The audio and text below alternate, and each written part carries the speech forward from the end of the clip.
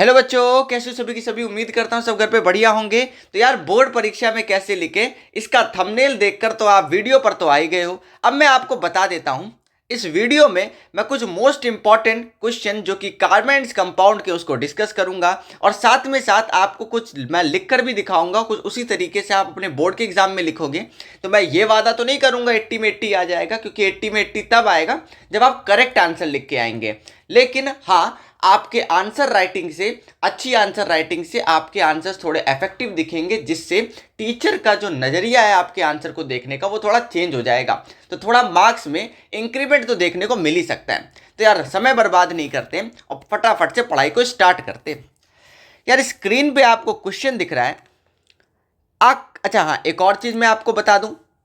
ये वीडियो जब चलती रहेगी तो मैं क्वेश्चन तो प्रैक्टिस कराता रहूंगा, बहुत से टॉपिक्स में आपको समझाता भी रहूंगा। लेकिन यार ये वीडियो ना आपको समझ तब आएगी जब आपकी बेसिक एनसीईआरटी के कॉन्सेप्ट्स थोड़े बहुत से आते होंगे। नहीं तो यार थोड़ा समझ आएगा नहीं, इसलिए आप पहले पढ़कर आइएगा। देखो, अ कंपाउंड सी जिसका मॉलिक्यूलर फॉर्मूला कुछ C2H4O2 होता है, जो कि जब सोडियम मेटल, अब ध्यान से सुनना यार, सोडियम मेटल सुनते ही ये मत दिमाग में ले आइए कि जैसे आपके एनसीईआरटी बुक में इथेनॉल का रिएक्शन सोडियम के साथ दे रखा है ये वो है। क्योंकि अगर मॉलिक्यूलर फॉर्मूला पे थोड़ा नोटिस करोगे आप तो कुछ C2H4O2 है।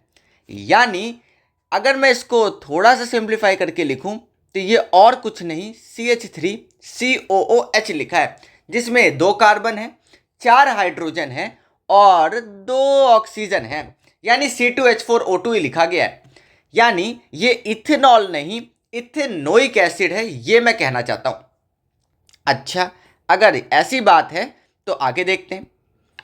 To form a compound R and evolution of a gas which burns with a pop sound. अब ध्यान से सुनना।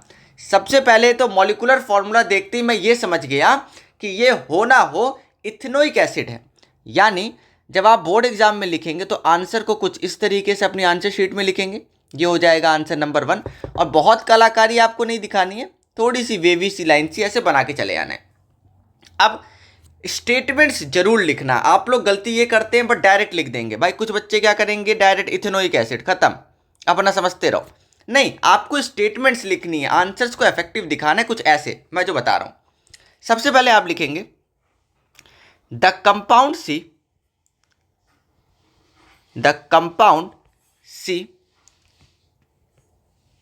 having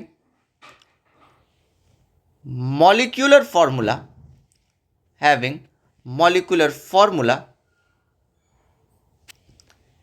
C2H4O2 is CH3COOH। यानी ब्रैकेट में लिख दीजिए इथेनोइक एसिड। यानी ये और कुछ नहीं, एक इथेनोइक एसिड है। यानी आपने सबसे पहले स्टेटमेंट में एग्जामिनर को यह बता दिया कि यह है क्या। अब आप रिएक्शन लिखिए। कैसे? एक लाइन का गैप दीजिए और डॉट सा बना दीजिए। वो सिंपल लिखना है और अच्छा लिखना है। यानी आप ऐसे लिखेंगे, व्हेन, आपने सी बता दिया तो सी बस लिख दीजिए या इथेनोइक एसिड लिख दीजिए। When ethanoic acid reacts with sodium metal. यानी जब इथेनोइक एसिड रिएक्ट करता है सोडियम मेटल के साथ, बस इतना ही लिखना है आपको, ज़्यादा स्टेटमेंट्स भी नहीं लिखनी कि आपका समय यूज हो। यानी इथेनोइक एसिड सोडियम मेटल के साथ रिएक्ट करता है, यानी कुछ ऐसे CH3COOH प्लस Na गिव्स। अब इन्होंने बोला ये जो गैस रिलीज होती है वो पॉप साउंड है। यानी इतना तो समझ आ गया यार, पॉप साउंड मतलब हाइड्रोजन गैस रिलीज हुई होगी। अब हुआ क्या होगा, ये जो Na है ना, ये जो Na है ये कुछ हाइड्रोजन के पास आया होगा और हाइड्रोजन को रिमूव किया होगा और खुद जाके ऑक्सीजन के बगल में यार चिपक गया होगा, कुछ ऐसे। और जो हाइड्रोजन निकला वो in the form of hydrogen gas निकला और कुछ इस तरीके से पूरी रिएक्शन हो गई। बस इतना ही करना है आपको, आंसर भी अच्छा दिखेगा और स्टेटमेंट भी लिख गई। अब आगे देखते हैं। बोला है compound C on treatment with an alcohol A, भैया ध्यान से सुनना, कंपाउंड सी यानी इथेनोइक एसिड, जब उसका रिएक्शन अल्कोहल के साथ किया गया, इन presence of acid forms a sweet smelling compound S. बात खत्म, बात खत्म। अगर आप ये पढ़ लिए कि स्वीट स्मेलिंग कंपाउंड एस बना, यानी ये जो स्वीट स्मेलिंग कंपाउंड है ना, ये और कुछ नहीं यार, ये ईस्टर है। अच्छा, लेकिन केयरफुली, मॉलिक्यूलर फॉर्मूला C3H6O2, यार इससे क्या समझ आया? आपकी एनसीईआरटी में दिखा क्या है वो मैं पहले बता देता हूं। एनसीईआरटी में C2H5OH का रिएक्शन CH3COOH के साथ है। या मैं एक काम करता हूं, मैं आपको रिएक्शन लिख के दिखाता हूं, खुद ही आपको समझ आएगा कि मैं कहना क्या चाहता हूं। बेटा ध्यान से देखना यार, यानी इधर डॉट बना लेना है। अच्छा हाँ, एक और चीज, एक एक लाइन का गैप जरूर दीजिएगा। यानी अब लिखना है when ethanoic acid reacts with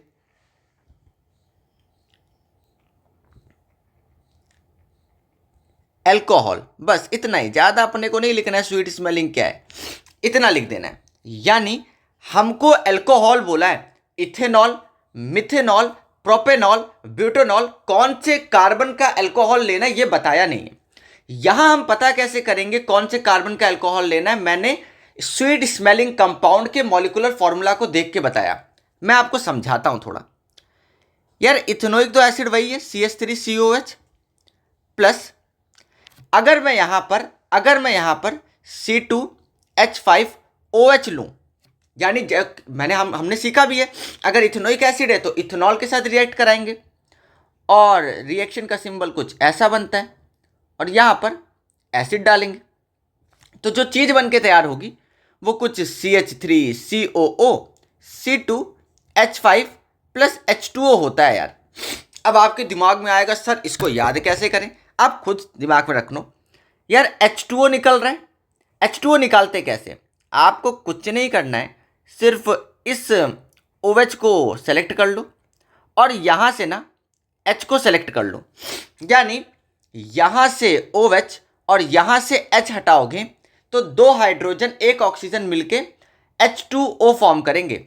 यानी यहां पर जो C2H5 एक्स्ट्रा बच गया ना, वो इस ऑक्सीजन पे आके चिपका दोगे आप, यानी ये चीज बन के तैयार हो जाएगी CH3COO C2H5। यानी ध्यान रहेगा, अल्कोहल का OH हटाना है, कार्बोक्सिलिक एसिड यानी इथेनोइक एसिड का आखिरी का H हटाना है और दोनों को कंबाइन कर देना तो ईस्टर फॉर्म हो जाएगा। अब थोड़ा जो मैं समझाना चाहता हूं उसको देखो देखो देखो देखो देखो देखो। यानी यार अगर ऐसा होता तो फॉर्मूला बनेगा C3H8O2, यानी ये जो ईस्टर है ना, इसमें 3 कार्बन है, 8 हाइड्रोजन है और 2 ऑक्सीजन है, लेकिन आपको जो मॉलिक्यूलर फॉर्मूला दे रखा है वो C3H6O2 है। यानी यहाँ पे जो झोल है ना, यानी यहाँ पे जो झोल है वो है यार अल्कोहल का। जो अल्कोहल बोला है वो लेना नहीं है, यहाँ पर हम मिथेनॉल लेंगे, यानी CH3OH, यानी एक कार्बन वाला अल्कोहल।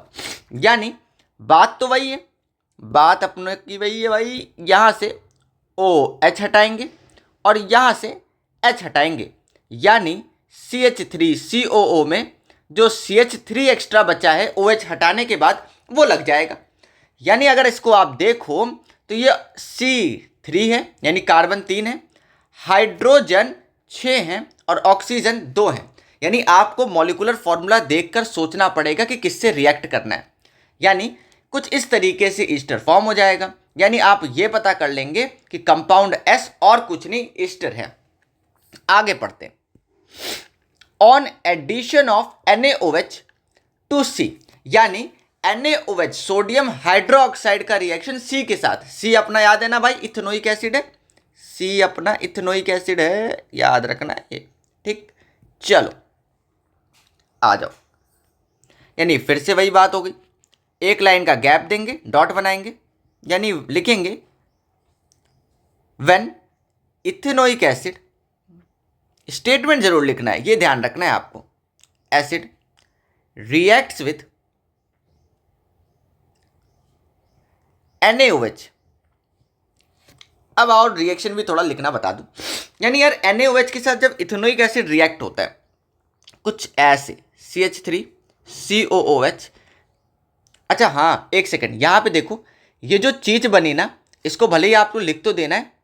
ये जो कंपाउंड बना है इसको सोडियम एसीटेट कहते हैं। ये भी आपको लिखकर दिखाना पड़ेगा एग्जाम में, ठीक है। चलो, CH3COO के साथ जब रिएक्शन NaOH का कराएंगे तो क्या फॉर्म होगा और देखते हैं। यार ये बताओ, मैंने अभी आपको एक चीज़ समझाई, यहाँ से HO को ले लेना है यानी OH को ले लेना है, और यहाँ से ना H को हटा दो, यानी यार एक्स्ट्रा में H2O बना दो, और CH3COO में जो Na बचा है ना उसको जाके चिपका दो, यानी ये और कुछ नहीं सोडियम एसीटेट हो जाएगा, यानी ये सोडियम एसीटेट फॉर्म होगा। अच्छा एक और चीज़, ये रिएक्शन अब इंपॉर्टेंट क्यों हो गई, यानी जब इथेनोइक एसिड का, यहाँ चेक करो, जब इथेनोइक एसिड का रिएक्शन सिर्फ सोडियम मेटल के साथ कराएंगे तो हाइड्रोजन गैस रिलीज होगी, और जब इथेनोइक एसिड का रिएक्शन सोडियम हाइड्रोक्साइड के साथ कराएंगे तो वाटर रिलीज होगा। ये दो बातें हैं, इंपॉर्टेंट है, दिमाग में सेट रखिएगा। यानी इस तरीके से हमने 3 रिएक्शन कर ली। आगे देखते यार, आगे क्या लिखा है इन्होंने। इट ऑल्सो गिव्स आर, हाँ यानी आर जो चीज थी, आर क्या था भाई, यही तो हमारा आर था ना, ये सोडियम एसीटेट ही तो आर था। चलो, and water S on treatment with NaOH solution gives back R and A. सुनना ध्यान से यार, सुनना ध्यान से, आपको बोल रहा है एस यानी स्वीट स्मेलिंग कंपाउंड का जब रिएक्शन NaOH के साथ आपने किया तो उसने आर दे दिया, आर मतलब सोडियम एसीटेट दे दिया, और ए मतलब क्या है, अल्कोहल को ए माना गया था, यानी अल्कोहल दे दिया। ये तो आपको रिएक्शन पता है। अब आप एग्जामिनर के सामने थोड़ा सा अच्छा क्या बन सकते हैं वो थोड़ा देखना। आप सबसे पहले अच्छा यहाँ पे ये बन सकते थे कि आपको पता है ना ये कौन से टाइप की रिएक्शन है, ये वाली, इसको स्टेरिफिकेशन बोलते हैं, तो आप ये लिख सकते हो, जिससे थोड़ा एग्जामिनर को ये पता चलेगा कि बच्चा नॉलेजफुल है। और यहाँ पर आप लिख देंगे when Easter reacts with NaOH, यानी इस रिएक्शन को सेपोनिफिकेशन कहते हैं, सेपोनिफिकेशन कहते हैं। अब कोलॉन बना देना है और रिएक्शन को लिख देना है, यानी ईस्टर अपना तो वही है 2 कार्बन वाला, तो आप ले लीजिए CH3COO C2H5। ये ध्यान रखना C2H5 मतलब मैंने 2 कार्बन वाला अल्कोहल लिया होगा।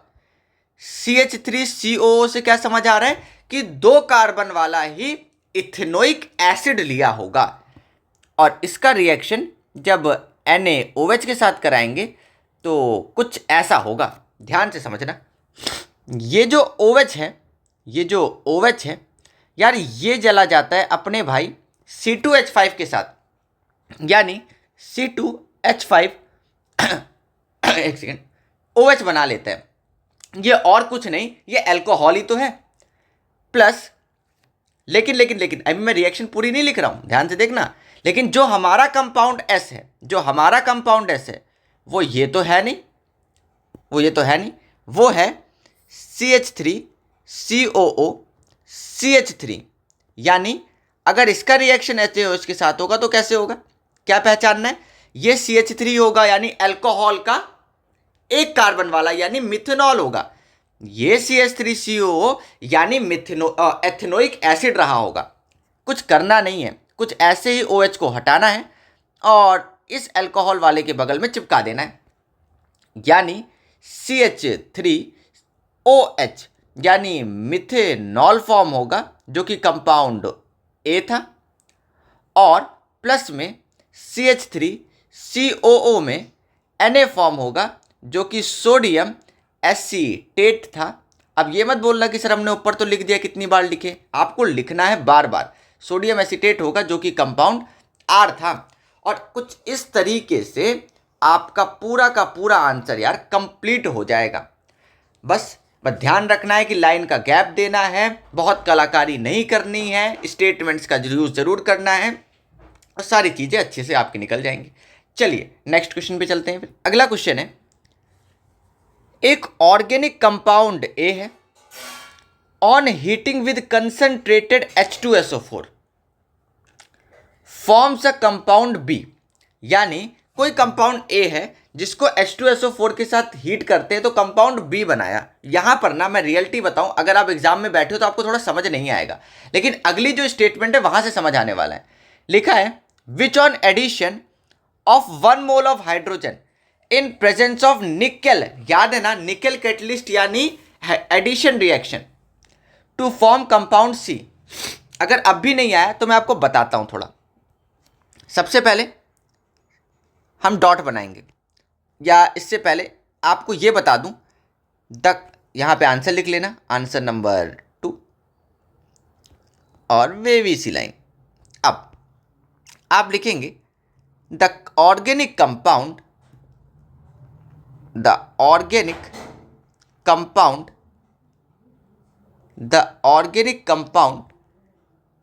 A is alcohol. अब ये कौन से टाइप का एल्कोहल होगा वो आप कोई भी ले सकते हो। मान लो मैं इथेनॉल लेता हूं, लेकिन इथेनॉल ही क्यों होगा अभी आपको समझा रहा हूं। यानी कंपाउंड ए अपना इथेनॉल है। आपको एक चीज पता है, सबसे पहले डिहाइड्रेशन रिएक्शन के बारे में याद दिलाता हूं। आप डॉट बनाओगे और डिहाइड्रेशन रिएक्शन लिखोगे। अब देख लो, ये जो चीजें मैं कर रहा हूं ये मैं तब कर पा रहा हूं जब मुझे चीजें आती हैं, तभी आप अच्छी हैंडराइटिंग से अच्छे वे में लिख पाएंगे। अब आपको आता ही नहीं है तो आप खिचड़ पिचड़ तो करोगे ही पेपर में, तो आना सबसे ज़्यादा जरूरी है। डिहाइड्रेशन रिएक्शन, अब डिहाइड्रेशन रिएक्शन कैसे लिखेंगे, यानी जब इथेनॉल यानी C2H5OH का reaction in presence of H2SO4 होता है और केल्विन आपको लेना है, यानी टेम्परेचर आपको लेना है 443 केल्विन, तो यार C2H4 फॉर्म होता है। यानी आपको ये याद नहीं रखना है, आपको ये पता होना चाहिए कि जब भी अल्कोहल का रिएक्शन हम H2SO4 के साथ कराते हैं तो एक अनसैचुरेटेड हाइड्रोकार्बन फॉर्म होता है। अच्छा, यानी अनसैचुरेटेड हाइड्रोकार्बन का मतलब क्या है, एक ऐसा कार्बन जिसमें या तो डबल बॉन्ड होगा या तो ट्रिपल बॉन्ड होगा। यानी आपको जनरली डबल बॉन्ड के लिए ध्यान रखना है। यानी अल्कोहल का रिएक्शन जब H2SO4 के साथ करेंगे तो वो उसमें से पानी खींच लेता है। पानी खींच लेगा तो 2 हाइड्रोजन और 1 ऑक्सीजन निकाल देगा। अगर आप यहां पर देख रहे हो तो इधर से अगर मैं 2 हाइड्रोजन निकालता हूं तो सिर्फ H4 बचेगा, और 1 ऑक्सीजन निकाल देता हूं तो सिर्फ C2 बचेगा। थोड़ा दिख रहा है ना कि अगर 2 हाइड्रोजन निकाल दूं तो क्या बचेगा, H4, और 1 ऑक्सीजन निकाल दूं तो C2, यानी C2H4 आपका होता है एल्कीन में इथीन होता है। यानी 2 कार्बन वाला अल्कोहल लिया तो 2 कार्बन वाला इथीन बन जाएगा। अगर आपने प्रोपेनॉल लिया होता तो प्रोपीन बन जाता। कुछ इस तरीके से सिंपल। अब आगे डॉट बनाएंगे, आप लिखोगे अगला हाइड्रोजिनेशन रिएक्शन, भी अपने को पता है, यानी ये कंपाउंड बी आपका क्या नाम है, इथीन है। अब हाइड्रोजिनेशन रिएक्शन पे बात करते हैं। हाइड्रोजिनेशन रिएक्शन, अब यहां पर जब ये इथीन का रिएक्शन ना हम हाइड्रोजन गैस के साथ कराएंगे इन प्रेजेंस ऑफ निकेल कैटलिस्ट, तो ना एक सैचुरेटेड हाइड्रोकार्बन फॉर्म होता है और इसी रिएक्शन को एडिशन रिएक्शन कहते हैं। यानी इथीन का रिएक्शन जब हाइड्रोजन गैस के साथ कराएंगे तो इथेन फॉर्म होगा। यानी अगर C2H4 का रिएक्शन H2 के साथ कराएंगे निकेल कैटलिस्ट के प्रेजेंस में तो इथेन मतलब C2H6 फॉर्म होगा। ये चीज याद रहेगी।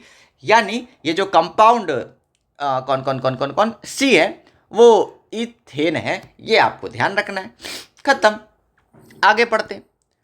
1 मोल ऑफ कंपाउंड सी यानी इथेन का जब हम कंबशन करा रहे हैं तो वो 2 मोल कार्बन डाइऑक्साइड और यार 3 मोल हाइड्रोजन गैस फॉर्म कर रहा है, कुछ ऐसा बोला है।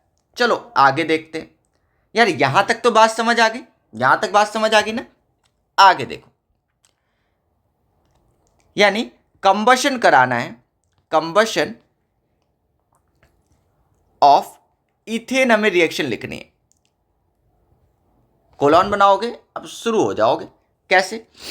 C2H6 का रिएक्शन जब ऑक्सीजन के प्रेजेंस में, यानी कंबशन मतलब ऑक्सीजन की प्रेजेंस में बर्न कराना, तो ना कार्बन डाइऑक्साइड फॉर्म हो रहा है और H2O फॉर्म हो रहा है, साथ ही साथ हीट और लाइट निकलेगी। ये रिएक्शन आपको याद रखनी है। अब क्या करें? C2H6 है, O2 है, आपको बोल रखा है यार कि 2 मोल CO2 फॉर्म हो रहा है और 3 मोल H2O फॉर्म हो रहा है, यानी यहां के बगल में 2 लगाना है और यहां के बगल में 3 लगाना है। ये मोल को रिप्रेजेंट करता है। यानी आपसे ये कहना चाहते हैं कि भाई रिएक्शन को ना थोड़ा बैलेंस करो। अब कैसे बैलेंस करेंगे वो भी थोड़ा देख लो भाई। यहां पे 3H2 का मतलब है 6 हाइड्रोजन है और यहां पे भी 6 हाइड्रोजन है। यहां पर 3 ऑक्सीजन है और इधर 4, यानी ओवरऑल 7 ऑक्सीजन है और यहां पर सिर्फ 2 ऑक्सीजन है। तो यहां पर आपको कुछ ऐसा करना पड़ेगा कि यहां पे भी 7 ऑक्सीजन हो जाए। ऐसा होगा कब? जब आप 7/2 लिखेंगे। थोड़ा सोचना तो पड़ेगा यार। देखो यहां पे 4 ऑक्सीजन है और यहां पर 3 ऑक्सीजन है, तो यहां पर मैंने सोचा अगर मैं 7/2 को 2 से मल्टीप्लाई करता हूं तो 2 से 2 कैंसिल होता है, यानी सिर्फ 7 बचेगा और यहां पर फिर 7 ऑक्सीजन हो जाएंगे। यानी कुछ इस तरीके से हम इस रिएक्शन को भी बैलेंस फॉर्म में लिखेंगे और अपना क्वेश्चन मेरे ख्याल से कंप्लीट हो गया। यही आपको लिखना था यार, हो गया। कुछ इस तरीके से आप पूरी रिएक्शन को कंप्लीट कर देंगे और बढ़िया से नंबर गेन कर लेंगे। अगले क्वेश्चन पे देखते हैं। Right the formula and draw electron dot structure of carbon tetrachloride. आओ यार इलेक्ट्रॉन डॉट स्ट्रक्चर बनाना सिखाता हूं। कार्बन टेट्राक्लोराइड है। टेट्राक्लोराइड का मतलब है कि 4 कार्बन है। टेट्रा मतलब 4 होता है, यानी सबसे वही काम भाई, आंसर नंबर 3 आ जाएगा। Answer number 3। और एक और चीज़ बेटा ये ध्यान रखना है कि जब आप पेपर करते जा रहे हैं ना तो हिम्मत नहीं टूटनी चाहिए, यानी राइटिंग खराब नहीं होनी चाहिए। चलो, यानी बस थोड़ा सा लिख दो कि electron dot structure of carbon tetrachloride.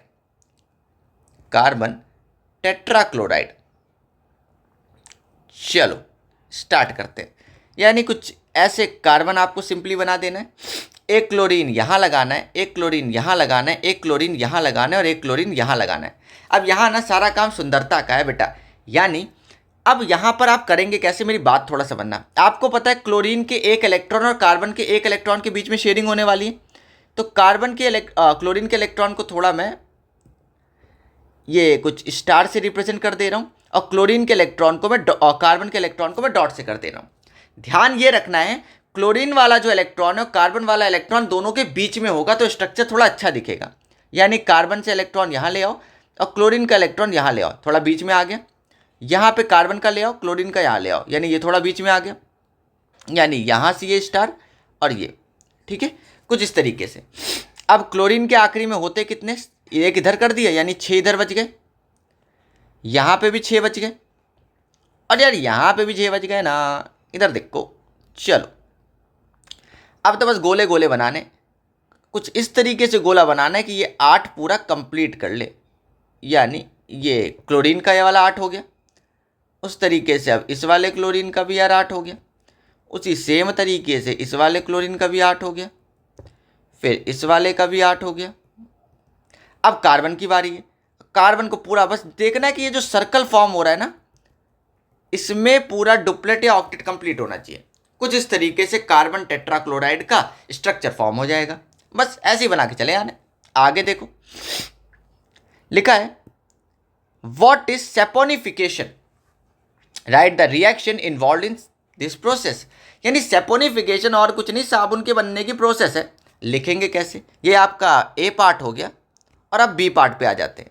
यानी एक लाइन का ना गैप जरूर दीजिएगा आप, हर क्वेश्चन के आंसर में। और लिखेंगे कैसे थोड़ा देखना। सबसे पहले हेडिंग लगेगी सैपोनिफिकेशन। सैपोनिफिकेशन। अब मैं आपको ये बताता हूं कि बिना लिखे, मतलब ज़्यादा लिखे, मतलब कम लिखे, हम आसानी से पेजेस कैसे भर सकते हैं, क्योंकि पेज भरने का भैया फंडा है वहाँ पे। सैपोनिफिकेशन लिख दिया, थोड़ी सी वेवी लाइन से बना दी। अब आप यहाँ से मत अपना आंसर स्टार्ट करो ना, आप क्या करो, एक लाइन का गैप दो, जिससे आंसर सुंदर भी दिखेगा और अच्छा भी दिखेगा। यानी आप लिखोगे व्हेन ईस्टर, या आप ऐसे लिख दो, आप ऐसा लिख सकते हो, ऑन, भाई कैपिटल होता है, on treatment of NaOH with, थोड़ा सा बड़ा करना है बस, स्वीट स्मेलिंग कंपाउंड। पता है अपने को ईस्टर लिखना है, लेकिन हम तो बड़ा करेंगे थोड़ा सा, स्वीट स्मेलिंग कंपाउंड। अब बताएंगे क्या बोलना चाहते हैं। Easter, sweet smelling compound Easter. Sodium acetate is formed. This reaction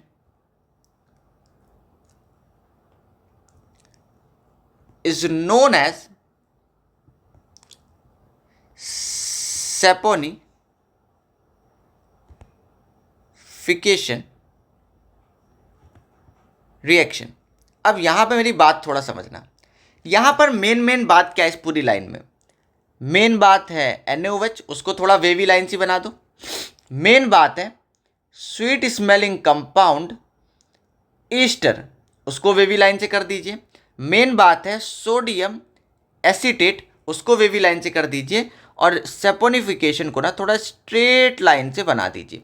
बस ये थोड़ा आंसर को अच्छा दिखा देगा आपके, खत्म। अब आपको रिएक्शन भी लिखनी है। अब यहाँ सुन लो ध्यान से, चाहे आपको बोला जाए या ना बोला जाए, केमिस्ट्री में रिएक्शन तो जरूर लिख कर आना है। यानी अभी तो हमने इसको कराया भी कि अगर हम C2H5, या पहले इसको लिख लो भाई, कोई भी कर सकते हो आप, 2 कार्बन वाले ले लो, 1 कार्बन याद रखना है, कोई भी, CH3COOH C2H5, यानी मैंने इथेनॉल और इथेनोइक एसिड लिया है का रिएक्शन NaOH के साथ कराएंगे। तो यहाँ पर ये देखते ही क्या समझ आ रहा है, इथेनॉल बनेगा, यानी C2H5OH बनेगा और CH3COO Na बनेगा। दोनों का नाम लिखना बहुत ज़रूरी है, यानी इथेनॉल और सोडियम एसीटेट फॉर्म होगा। आपको सिर्फ ये लिख कर चले आना है बस। यानी कुछ इस तरीके से आपके इस क्वेश्चन का आंसर हो जाएगा। यार बढ़िया दिख रहा है कि नहीं, सुंदर सुंदर दिख रहा है। टीचर ऑटोमेटिक आपको आंसर देंगे। अगले पे चलते हैं। चलिए जी, अगला क्वेश्चन आ गया भाई। Name the reaction which is commonly use in the conversion of vegetable oil to fat. अरे कुछ नहीं करना, याद आ गया भाई, एडिशन रिएक्शन। यानी आंसर कुछ ऐसे लिखेंगे भाई, आंसर नंबर 4 लिखेंगे। आपको पता होना चाहिए भाई सारी चीज़ें। अब जब कुछ आंसर ही नहीं पता है तो उनके लिए तो ये बात ही नहीं है कि अच्छा लिखना चाहिए। अच्छा तो तब लिखोगे ना जब कुछ पता होगा। यानी आपको रिएक्शन लिखनी है हाइड्रोजिनेशन। भाई पता है अपने को कि हाइड्रोजिनेशन की बात हो रही है, बगल में और लिख दो। और एडिशन रिएक्शन भी इसको कहते हैं, अपने को सब पता है, एडिशन रिएक्शन। और मैंने एक और चीज़ बताई, अपने को क्या करना है, थोड़ा सा पेज भरना है, लेकिन तरीके से। ये नहीं कि एग्जामिनर को पता चल जाए कि भैया ये तो झोल चल रहा है। कुछ ऐसे वेवी लाइन बना देनी है, कुछ ऐसे ऐसे ऐसे ऐसे बना देना है। अब क्या करें, अपने को ये भी पता है कि यहाँ पर होने क्या वाला है कि वेजिटेबल, अरे ये कौन सी स्पेलिंग है, वेजिटेबल ऑयल से, ठीक है, एक सेकेंड यार, ई होता है यहाँ पे, वेजिटेबल ऑयल से मुझे ना फैट बनाना है। यानी और कुछ नहीं, ये वेजिटेबल घी की बात कर रहे हैं, यानी वेजिटेबल घी बनाना है। ऐसे लिख दो कि आप एग्जामिनर को दिखा रहे हो, आपको कुछ चीज़ें पता हैं। फिर बस अगली लाइन से शुरू कर दो, वो भी ना सोचे कि यार ज़्यादा पेज वेस्ट कर रहा है। यानी आपको पता है C2H4, यानी डायरेक्ट लिख दो कि जब हम अनसैचुरेटेड हाइड्रोकार्बन को रिएक्ट करवाते हैं हाइड्रोजन गैस से इन प्रेजेंस ऑफ निकेल या पैलेडियम कैटेलिस्ट, तो ना एक सैचुरेटेड हाइड्रोकार्बन फॉर्म होता है, यानी एक ऐसा हाइड्रोकार्बन जो कि सिर्फ सिंगल बॉन्डेड होगा, और यही आपका एनिमल फैट या वेजिटेबल घी है, जिसको डालडा कहते हैं भाई, सिंपल भाषा में डालडा, ये और कुछ नहीं है, फॉर्मेशन ऑफ डालडा है। यानी मेरा मन है यार अनसैचुरेटेड कार्बन 2 कार्बन का लेना है, यानी 2 कार्बन का अनसैचुरेटेड होता है इथीन C2H4 में जब हाइड्रोजन लगाएंगे और यहाँ पर निकेल या पैलेडियम लिख देंगे तो बस 2 कार्बन वाला सैचुरेटेड यानी C2H6 इथेन बन जाएगा। लेकिन आपको लिखना जरूर है, यानी आपने इथीन लिया, इथीन से इथेन बना दिया। अब कुछ बुद्धिजीव क्या हैं, सिर्फ अपने आंसर को इतना ही करके आएंगे, सिर्फ इतना, बाकी ऊपर की 3-4 लाइन लिखेंगे नहीं, जिससे आंसर यार इफेक्टिव नहीं दिखेगा। बस बात सारी चीज़ें ना आंसर अच्छा दिखाने पर है और किसी चीज़ पर नहीं है। तो आपको कुछ इस तरीके से ध्यान रखना है कि अपने आंसर कैसे लिखने हैं। और अच्छा क्या कर सकते हैं कि अपने इस आंसर पे थोड़ा ना बॉक्स सा बना दो अच्छे से, ऐसे करके अच्छा सा स्केल से लेकिन बनाइएगा, जैसे मेरे से हाथ से टेढ़ा जा रहा है ना लाइन, आपको अच्छे से स्केल फॉर्म लेकर फॉर्म कर देना है, बस हो गया। चलिए भाई अगली स्लाइड पे चलते हैं। स्क्रीन पे भाई क्वेश्चन दिख रहा है, a salt x is formed and a gas is evolve when ethanoic, अरे कहाँ चला गया, when ethanoic acid react with sodium hydrogen carbonate. भैया सुन लो ध्यान से मेरी बात को, सुन लो ध्यान से, इधर देखो, सोडियम हाइड्रोजन कार्बोनेट। भैया कार्बोनेट सुनते ही अपना दिमाग क्या पकड़ लेता है कि कार्बन डाइऑक्साइड गैस रिलीज हुई होगी, बात खत्म, पैसा आ जा। भाई कौन सी गैस रिलीज हुई, कार्बन डाइऑक्साइड, इतना तो हम बोल देंगे डायरेक्ट। आगे देखते हैं sodium hydrogen carbonate. Name the salt x and the gas evolve, तो गैस इवॉल्व तो पता चल गया, सॉल्ट एक्स बना लेते हैं, अपने खुद बना लेंगे भाई, इधर आओ। यानी एक सॉल्ट एक्स है जिसको, जो कि गैस इवॉल्व करता है जब ethanoic acid sodium hydrogen carbonate. तो आंसर 5th पे आएंगे और शुरू हो जाएंगे। कैसे, देखो स्टेटमेंट बहुत जरूरी है जीवन में, यानी व्हेन सॉल्ट एक्स या नहीं, ये तो नहीं है ना, गलत बात, ये नहीं है, लिखेंगे हम व्हेन इथेनोइक एसिड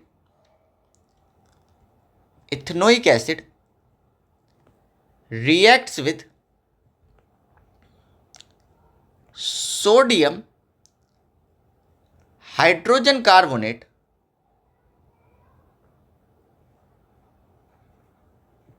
यानी NaHCO3, तो क्या होगा, कोलॉन बना दोगे। अब आप रिएक्शन लिख लेंगे, देखो एक लाइन थोड़ा गैप दे देना, CH3COOH प्लस NaHCO3 गिव्स, यानी ये 2 चीज़ें तो कन्फर्म है भाई, पानी बनता है, कार्बन डाइऑक्साइड बनता है, आगे देखो क्या बनता है, यानी वाटर बनेगा, कार्बन डाइऑक्साइड फॉर्म होगा। साथ ही साथ ये जो Na है ना, ये जो Na है ये इस हाइड्रोजन को हटा देता है और खुद जाके चिपक जाता है, यानी CH3COO Na बनता है। और ये और कुछ नहीं, ये सोडियम एसीटेट होता है। और गैस कौन सी रिलीज होती है, कार्बन, चलो इसको लिखने की जरूरत है, इतना तो दिमागदार है आदमी, यानी ये बात हो गई, यानी वो कौन सा सॉल्ट एक्स फॉर्म हुआ, ये salt X sodium acetate form हुआ। कौन सी गैस फॉर्म हुई, कार्बन डाइऑक्साइड। अब describe an activity and draw the diagram of the apparatus to prove that evolved gas is the one which you have named। कुछ ऐसा diagram आपको बनाकर चले आना है। अब मैं यहां बनाने बैठूंगा तो समय वेस्ट होगा फालतू, डायग्राम तो आप बना ही सकते हैं, तो अच्छे से इसी के नीचे डायग्राम बना के चले आएंगे। और रिएक्शन लिखने को बोला था, रिएक्शन हमने लिखी दी। चलिए अगली स्लाइड पे चलते हैं, क्वेश्चन रीड करते हैं।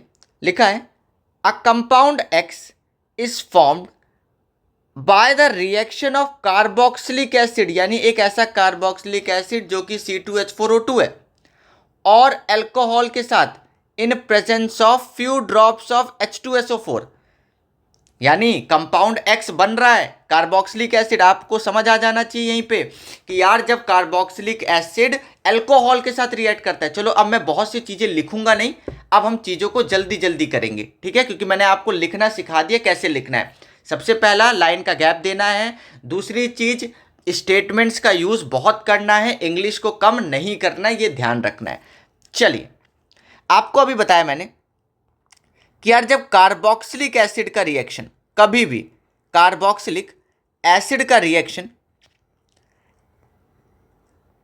अल्कोहल के साथ करेंगे, अल्कोहल के साथ करेंगे, और कुछ इस तरीके से इस वाले में सिंबल बनता है, और कोई भी एसिड लेंगे, यहां पे H2SO4 लिया है, तो फिर ईस्टर फॉर्म होता है जो कि स्वीट स्मेलिंग कंपाउंड है, और साथ ही साथ वाटर फॉर्म हो रहा होता है, यानी वो कंपाउंड X और कुछ नहीं ईस्टर हो जाएगा आपका, खत्म काम।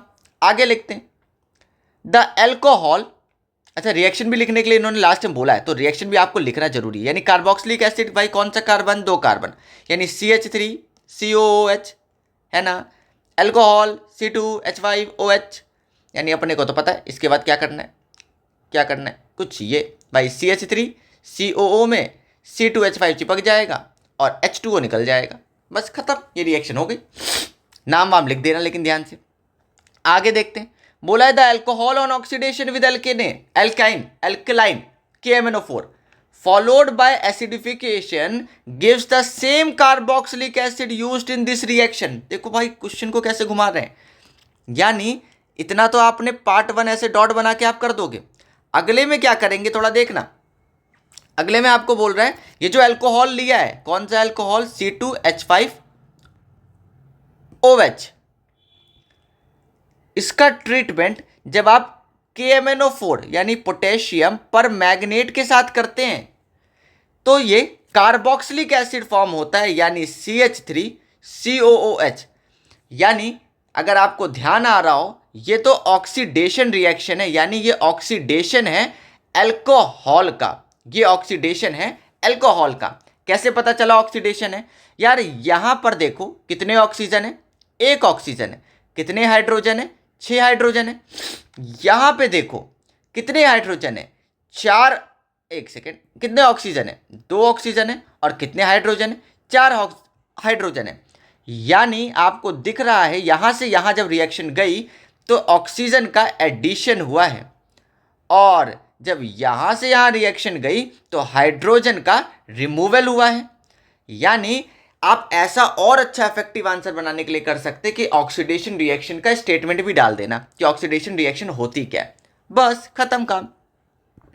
आगे पढ़ते हैं, give the names and structures of carboxylic acid and alcohol and compound X, यानी आपको इनका स्ट्रक्चर भी बना के दिखाना है।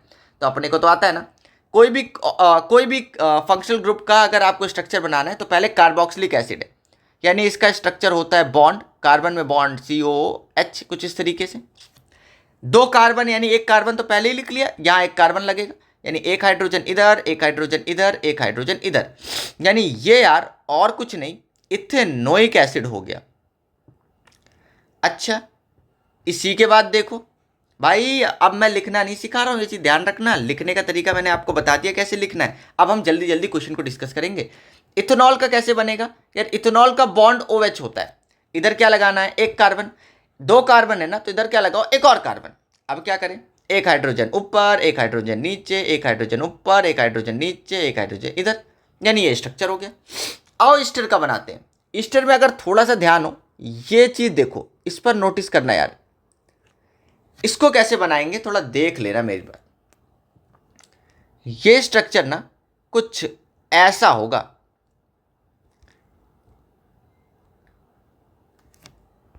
ऐसा होगा, एक सेकंड कहाँ गया, C2H5 था ना,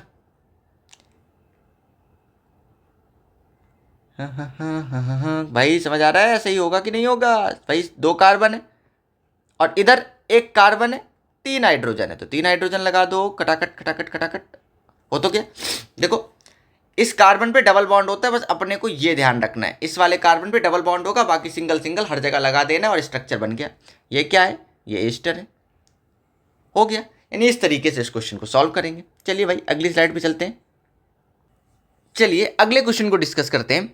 Y detergents are better cleaning agents than soaps. सबसे पहले मैं समझा देता हूं ऐसा क्यों होता है, उसके बाद मैं आंसर लिख दूंगा, आपको सिर्फ कॉपी पेस्ट कर लेना है। आइए समझते हैं यार दो तरीके का पानी होता है, एक होता है हार्ड वाटर और यार दूसरा होता है ना सॉफ्ट वाटर। हार्ड वाटर वो पानी होता है जिसमें कैल्शियम और मैग्नीशियम के आयंस प्रेजेंट होते हैं, जो कि हमारे घरों में टोटी वगैरह से जो पानी आ रहा है वो हार्ड वाटर है। और हमारे घरों में जो आरओ लगे होते हैं जिसका यूज़ हम पानी पीने के लिए करते हैं, वहाँ पर कैल्शियम और मैग्नीशियम के आयंस उसमें नहीं होते क्योंकि वो उसको फिल्टर आउट कर देता है, और ऐसे पानी को हम सॉफ्ट वाटर कहते हैं।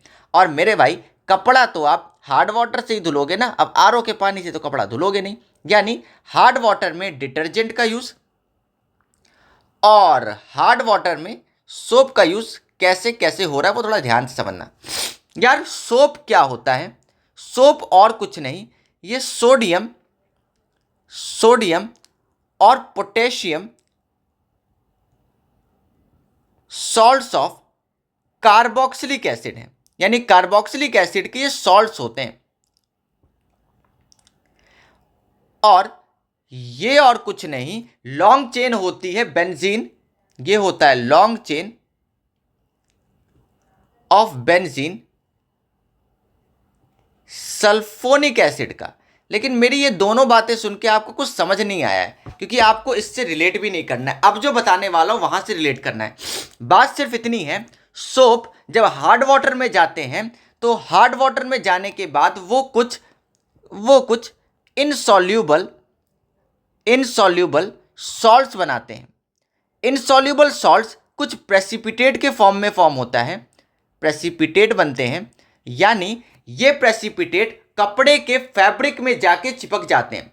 जब ये फैब्रिक में जाके चिपक जा रहे हैं तो कपड़े को जब हम धुल रहे हैं तो वो आसानी से उन सॉल्ट्स को रिमूव नहीं कर रहे हैं, जिसके वजह से कपड़ा अच्छे से धुलता नहीं है। जिसके बजाय हम डिटर्जेंट का यूज़ इसलिए करते हैं क्योंकि ये जब पानी में जाता है तो सॉल्यूबल सॉल्ट्स बनाता है। ये सॉल्यूबल सॉल्ट्स आसानी से पानी में घुल जाते हैं बजाय कपड़े के फैब्रिक में चिपकने से। जब ये कपड़े के फैब्रिक में चिपक नहीं रहे तो कपड़े में कोई भी दिक्कत नहीं है और आसानी से पानी में डला डिटर्जेंट कपड़े को साफ कर देता है। यानी आपको ध्यान ये रखना है, डिटर्जेंट को पानी में डालते हैं तो सॉल्यूबल सॉल्ट बनता है, जिसके वजह से कोई भी प्रेसिपिटेट नहीं फॉर्म होता है। और इसी प्रेसिपिटेट को यानी इसी इनसॉल्यूबल प्रेसिपिटेट को स्कम कहते हैं, जो कि सोप फॉर्म करता है। और इसी स्कम के कारण हम सोप का यूज़ हार्ड वाटर में करते नहीं हैं। अब मैं इसका आंसर लिख दे रहा हूं, वो आप कॉपी कर लीजिएगा। क्वेश्चन पे चलते हैं। लिखा है ethene is formed when ethanol at 443 kelvin is heated with excess of concentrated sulphuric acid. What is the role of sulphuric acid in this reaction? भैया आपको अगर पता हो तो मैं बता दूं, सल्फ्यूरिक एसिड का रोल यहां पर है वाटर को इथेनॉल में से यानी अल्कोहल में से खींच लेना। यानी सल्फ्यूरिक एसिड एक डिहाइड्रेटिंग एजेंट की तरह यूज किया जाता है। कुछ बच्चे क्या करेंगे, सिर्फ इतना लिखकर छोड़ आएंगे। भले ही इन्होंने यहां पर लिखा है write the balanced chemical equation, लेकिन आपको लिखा हो या ना लिखा हो इक्वेशन जरूर लिखकर आनी, ये हमेशा ध्यान रखना है। चलो सबसे पहले आंसर की हेडिंग लगाते हैं और जल्दी जल्दी से करते हैं, थोड़ा ध्यान से। मैंने वैसे करवाया है, कैसे करते हैं। जब इथेनॉल का रिएक्शन यानी C2H5 का रिएक्शन हम H2SO4 के साथ करवाते हैं तो 443 केल्विन पर, तो यार C2H4 बनता है। यानी इथेनॉल में से वाटर खींच लिया जाता है, जिसके वजह से इथीन बनता है सिर्फ। अब ध्यान से क्या समझना है, ये तो आपने लिख लिया यहाँ पे सर हमने इथेनॉल यूज़ किया था और यहाँ पर इथीन बना है। अब आगे देखते हैं, आप स्टेटमेंट में कैसे लिखेंगे। H2SO4 acts as a dehydrating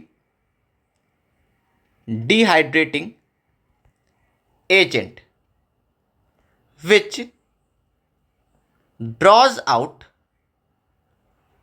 water from alcohol. अब रिएक्शन को बैलेंस करते हैं।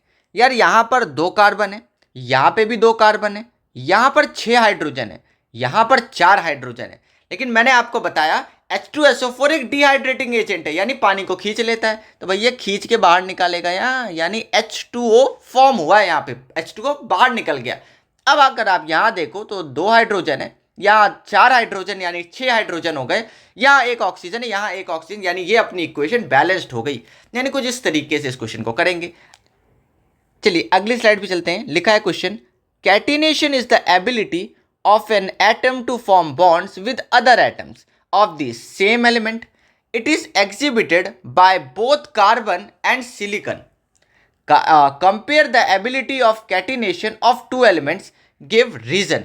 यानी कुछ नहीं करना है। कैटिनेशन एक सेल्फ लिंकिंग प्रोसेस होती है जो कि कार्बन और सिलिकॉन दोनों ही करते हैं। सेल्फ लिंकिंग का मतलब होता है एक कार्बन दूसरे से, दूसरा कार्बन तीसरे से, तीसरा चौथे से बना के लंबी लंबी लॉन्ग चेन और रिंग्स फॉर्म करते हैं, जिसके वजह से बड़े बड़े कंपाउंड्स बनाते हैं। और इसीलिए हम ये चैप्टर को पढ़ भी रहे हैं। लेकिन आपको कार्बन और सिलिकॉन के कंपैरिजन करना है, अंतर सिर्फ इतना है। कार्बन का जो एटॉमिक स्ट्रक्चर है ना यार, वो कुछ ऐसा होता है, एक सेकेंड, कुछ 1-2 इलेक्ट्रॉन और दूसरे वाले में 4 इलेक्ट्रॉन, यानी ये है कार्बन का एटॉमिक स्ट्रक्चर।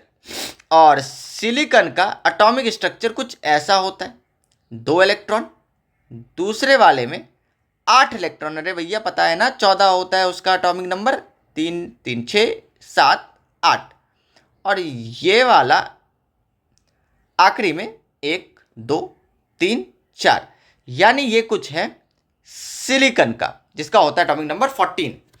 यहां पर जो एटॉमिक साइज है वो सिलिकॉन का बड़ा है। एटॉमिक साइज बड़ा होने के वजह से सिलिकॉन जो बॉन्ड फॉर्म करता है ना, वो थोड़े से लेस स्टेबल होते हैं। लेस स्टेबल मतलब ये वीक बॉन्ड फॉर्म करता है एज कंपेयर टू कार्बन। यानी कार्बन का साइज छोटा होने के वजह से ये स्ट्रॉन्ग बॉन्ड फॉर्म करता है, सिलिकॉन का साइज बड़ा होने के वजह से ये वीक बॉन्ड फॉर्म करता है। यानी ये हाईली स्टेबल होता है और सिलिकॉन जो है ना यार, वो लेस स्टेबल होता है। बस इतना सही कंपैरिजन था और इस तरीके से आपको लिख के आ जाना है। मैं स्क्रीन पे क्वेश्चन का आंसर दिख रहा है, उसको आप नोट कर लीजिए। ये अगले क्वेश्चन पे देखते हैं। लिखा है, unsaturated hydrocarbon contain multiple bond between carbon carbon atom. ये तो कोई नई बात नहीं है। शो एडिशन रिएक्शन, हाँ ये भी पता है हमें। एडिशन रिएक्शन यानी अनसैचुरेटेड से सैचुरेटेड बनाने की प्रक्रिया, इतना तो हमें पता है।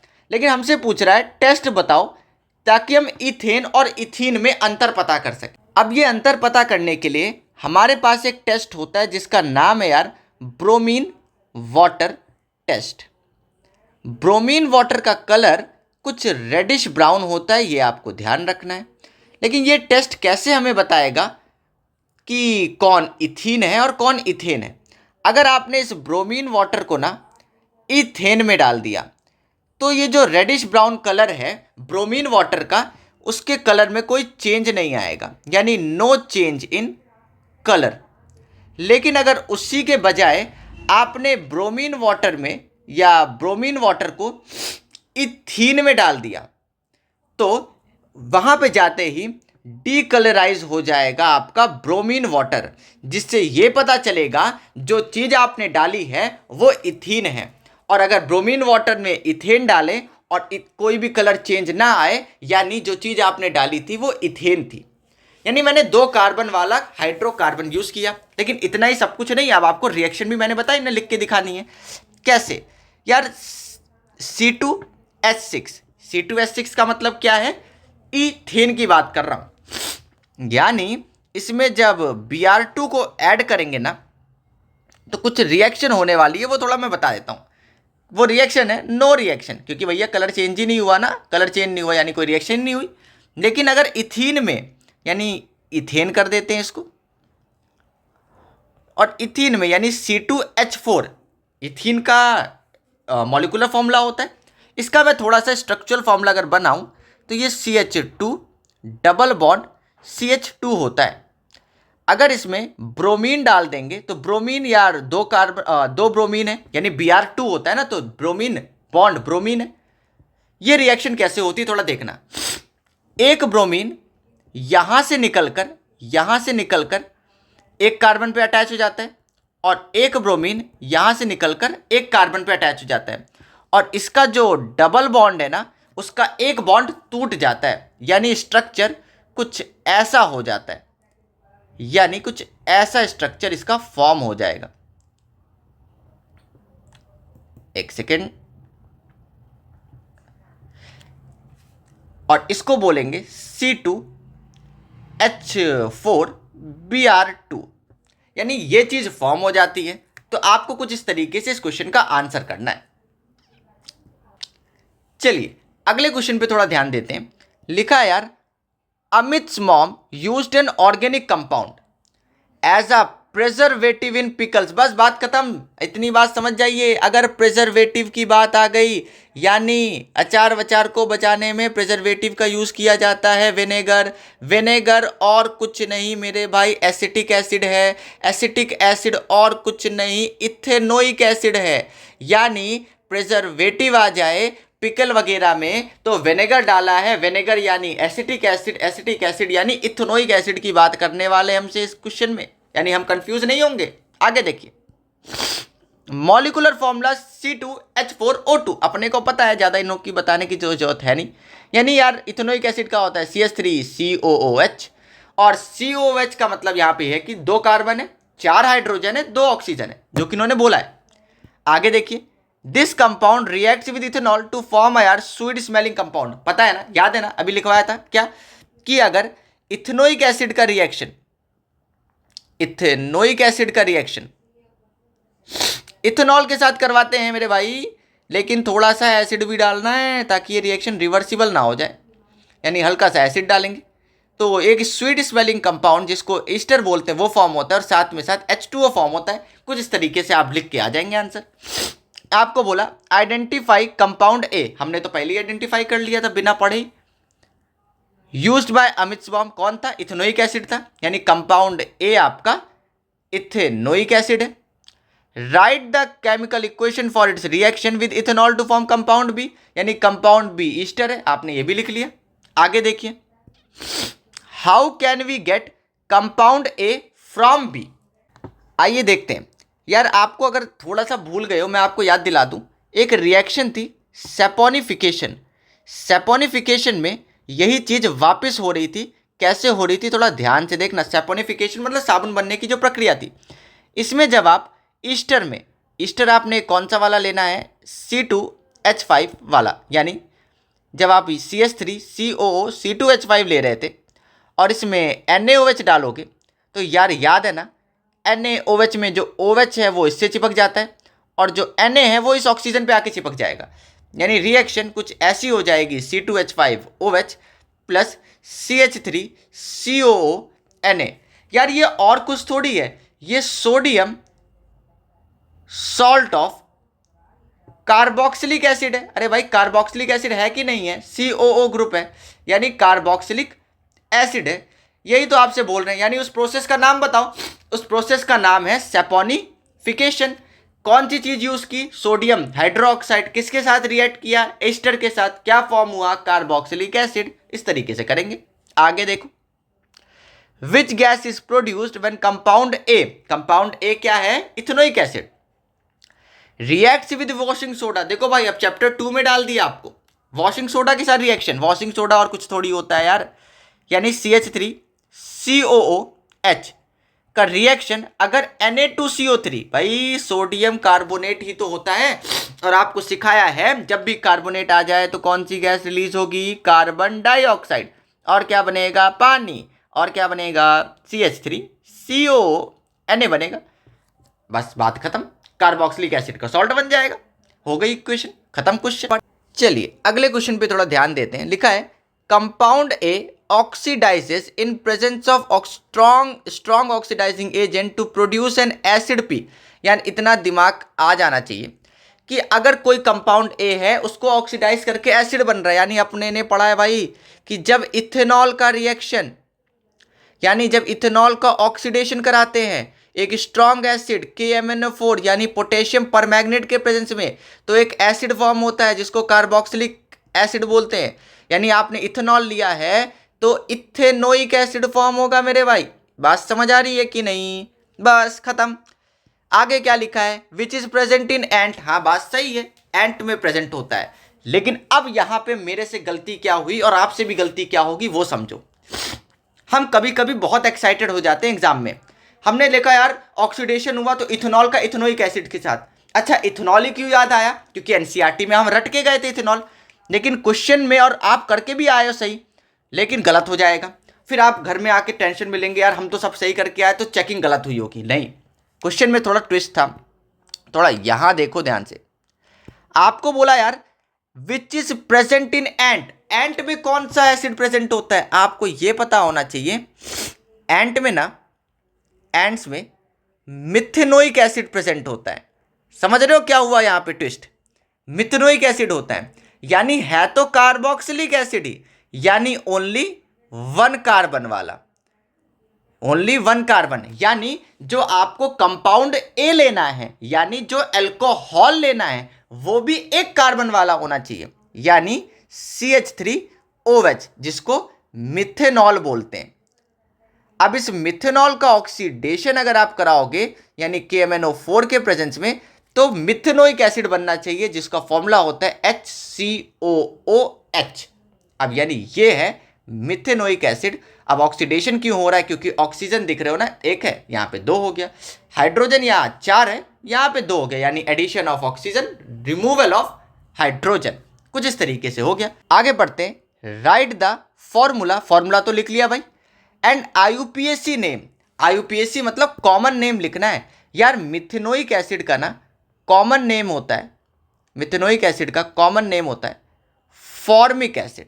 इसको फॉर्मिक एसिड भी कहते हैं, तो आपको ध्यान रखना है यार, ये सब नोट्स में डाल दीजिएगा अपने। आगे पढ़ते हैं। Give the formula and IUPAC names of 2 members of their next homologous series. ध्यान से सुनना, IUPAC नेम बताना है 2 मेंबर का अगले होमोलोगस सीरीज का। अगले होमोलोगस सीरीज की बात का मतलब क्या है?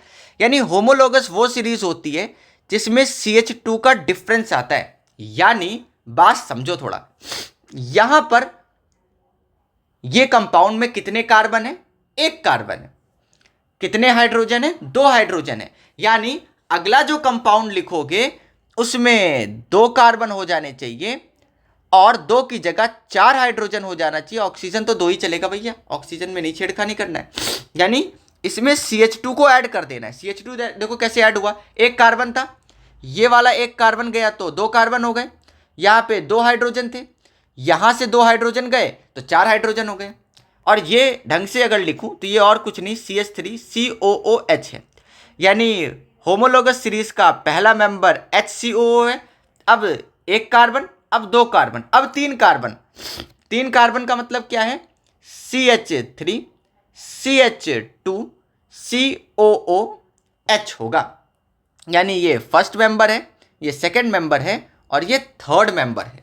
कुछ इस तरीके से इसका लिख के आ जाना है आपको। अब आगे देखते हैं। चलिए अगले क्वेश्चन पे थोड़ा ध्यान लगाते हैं। लिखा है एलिमेंट्स फॉर्मिंग आयनिक कंपाउंड। इसी के नीचे लिखा है स्टेट द रीजन। मैं बताऊं, और लिखने का कारण है ये दोनों क्वेश्चन लगभग सेम बातों को पूछ रहे हैं। सुनना ध्यान से। Elements forming ionic compound attain noble gas configuration by either gaining or losing electrons from their valence shell. यानी कहना ये चाहते हैं, जैसे सोडियम है, सोडियम का यार एटॉमिक नंबर 11 होता है, जिसका इलेक्ट्रॉनिक कॉन्फ़िगरेशन 2 8 1 होता है। यानी इसके आखिरी शेल में एक एक्स्ट्रा इलेक्ट्रॉन है, जिसके वजह से वो एक इलेक्ट्रॉन दे देता है, यानी लूज कर देता है। जब ये इलेक्ट्रॉन अपना लूज कर दे रहा है तो इसके अब इलेक्ट्रॉनिक कॉन्फ़िगरेशन हो जाता है 2 8। आखिरी शेल में होने कितने चाहिए? 8। यानी इस अवस्था को, इस स्टेज को बोलते हैं ये नोबल गैस कॉन्फ़िगरेशन को अचीव कर चुका है, नोबल गैस कॉन्फ़िगरेशन को अचीव कर चुका है, यानी ये कहना चाहते हैं। लेकिन जैसे सभी एलिमेंट्स ऐसा करते हैं वैसे कार्बन नहीं करता है। आगे वही लिखा है कि explain giving reason why carbon can not attain such configuration in this manner to form the compound, यानी कार्बन ऐसे गेन और लूज क्यों नहीं कर सकता है।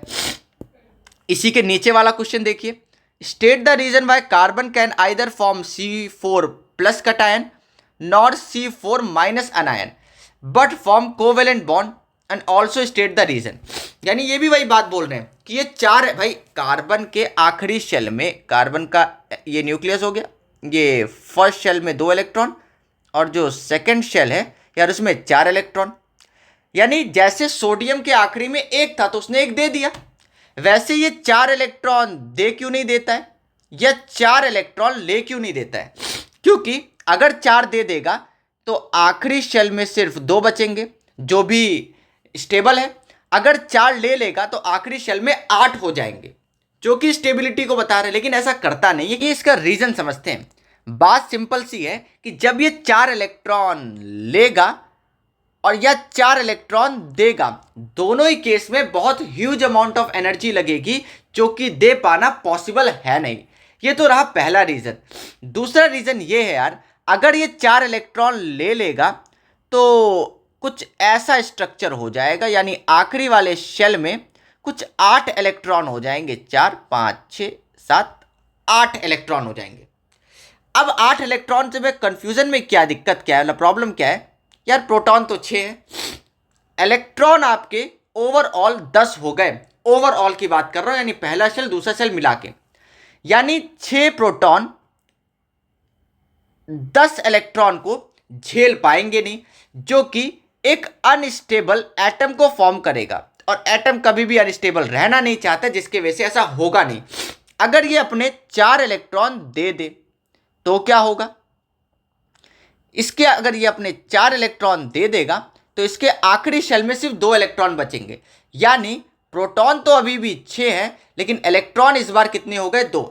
ये 6 और 2 इलेक्ट्रॉन का जो पेयर बन रहा है, मतलब 6 प्रोटॉन और 2 इलेक्ट्रॉन का, वो भी एक अनस्टेबल एटम फॉर्म कर रहा है।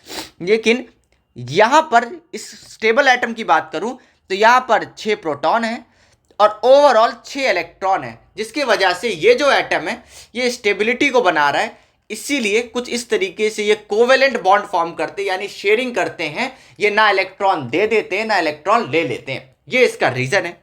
आगे देखिए, आगे क्वेश्चन लिखा है, name the type of bond formed in ionic compound. तो भैया आयोनिक कंपाउंड है तो आयोनिक बॉन्ड फॉर्म होगा, and in compound formed by carbon, तो बस आयोनिक कंपाउंड है तो आयोनिक बॉन्ड फॉर्म्ड होगा। आयोनिक बॉन्ड का मतलब होता है इलेक्ट्रोवेलेंट बॉन्ड फॉर्म होगा, यानी ऐसा बॉन्ड जो इलेक्ट्रॉन के देने या लेने के वजह से बना है, इलेक्ट्रोवेलेंट बॉन्ड होगा। अगर कार्बन की वजह से बना है तो वो कोवेलेंट बॉन्ड होगा, यानी bond formed by sharing of electron, यानी इसमें ट्रांसफर होता है इलेक्ट्रॉन का, कि कंप्लीट एक जगह से दूसरी जगह जाता है, यहां पर शेयरिंग होती है। अब आगे बोला है, also why covalent compounds have low melting point. यार मैं एक बात बताऊं, अगर मैं 2 कार्बन का एक कंपाउंड बनाता हूं, यानी कुछ ऐसा, यहां पर जो कार्बन कार्बन के बीच में बॉन्डिंग है ना, ये है कोवेलेंट बॉन्डिंग, यानी ये शेयरिंग के वजह से बनी है। शेयरिंग के वजह से बनने के वजह से ये जो बॉन्ड है ये काफ़ी वीक होते हैं, यानी गर्म वगैरह करने से ये आसानी से ब्रेक हो जाते हैं। आसानी से ब्रेक हो जाना ये रिप्रेजेंट कर रहा है कि कभी भी जब इसको हीट किया जाएगा तो आसानी से ये मेल्ट हो जाएगा। यही कारण है कि कोवेलेंट कंपाउंड्स का मेल्टिंग पॉइंट लो होता है, बिकॉज कोवेलेंट कंपाउंड एक वीक बॉन्ड फॉर्म करते हैं। अब कुछ इसी तरीके के आंसर अगले पार्ट में भी हैं। ये बैड कंडक्टर ऑफ इलेक्ट्रिसिटी क्यों है?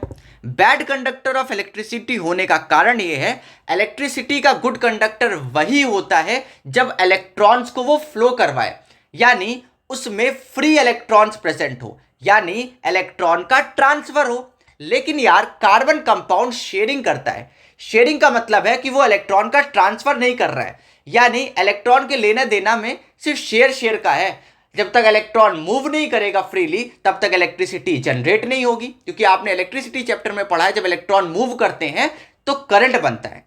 यही कारण है कि कार्बन के जो कंपाउंड्स होते हैं वो बैड कंडक्टर होते हैं इलेक्ट्रिसिटी के, क्योंकि इसके पास फ्री इलेक्ट्रॉन्स प्रेजेंट नहीं होते हैं। आगे लो मेल्टिंग और बॉइलिंग पॉइंट तो बता दिया। आगे बेंजीन का स्ट्रक्चर। अरे भाई बेंजीन का स्ट्रक्चर तो बहुत आसान है। बेंजीन मतलब 6 कार्बन, तो कुछ ऐसे 2 इधर लगा देना है, थोड़ा सा दूर करके 2 इधर लगा देना है और एक नीचे लगा दो। बस एक एक हाइड्रोजन लगा दो, मतलब एक एक बॉन्ड पहले बना दो। यानी इस कार्बन के पास कितने खाली भाई, कितने खाली है, 2 भर गए 2 जगह, यानी 1 हाइड्रोजन 2 हाइड्रोजन। इसके पास भी 2 हाइड्रोजन, इसके पास भी 2 हाइड्रोजन, इसके पास भी 2 हाइड्रोजन, कुछ ऐसे, ये भी 2, ये भी 2, यानी बॉन्ड फॉर्म हो गया और स्ट्रक्चर बन गया है C6 और H12। बात खत्म, पैसा हजम। कुछ इस तरीके से इस क्वेश्चन को करेंगे, तो फटाफट से यार नोट कर लीजिए। और अब मैं स्क्रीन पे जो आंसर लिख रहा हूं उसको भी नोट कर लीजिएगा।